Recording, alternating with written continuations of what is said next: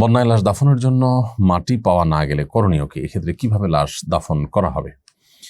দেখুন, বন্যা দুর্গত এলাকায় লাশ দাফন করার জন্য আমাদের সর্বাত্মক চেষ্টা থাকবে স্থলভাগে মাটির নিচে দাফন করার।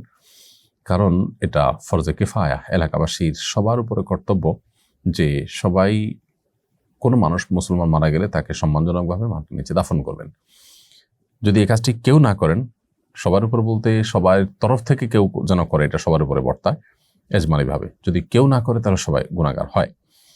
যদি এটা একান্ত সম্ভব না হয় তাহলে কাফনে কাপড় পরিয়ে বা যে কোনো কাপড় দিয়ে কাফন পরিয়ে তার জানাজার সালাত আদায় করতে হবে এবং এভাবে কোনো কাঠ ভেলা ইত্যাদি করে ভাসিয়ে দিবে।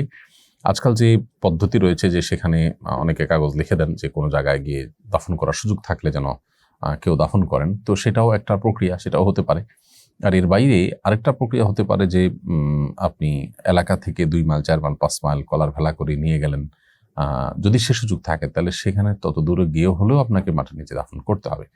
যদি সেই সুযোগ না থাকে যে চারপাশে এরকম পানি যে কোনো জায়গায় নিয়ে যাওয়ার মতো পরিস্থিতি নাই, যারা নিয়ে যাবে তাদের জীবন বিপন্ন হতে পারে, তাহলে কোনো কিছুতে ভাসিয়ে দিলে ইনশাআল্লাহ বিদিনিল্লাহ দায়মুক্ত হবেন তারা।